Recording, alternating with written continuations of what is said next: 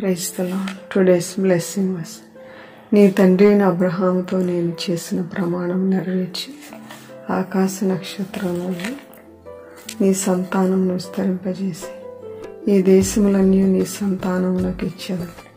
నీ సంతానం వలన సమస్త భూలోకంలోని సమస్త జనులు ఆశీర్వదింపబడదు. ఆదికాండం 26:4-5.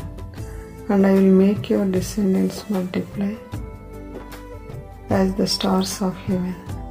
I will give you to your descendants all these lands, and in your seed all the nations of the earth shall be blessed. Genesis 26:4.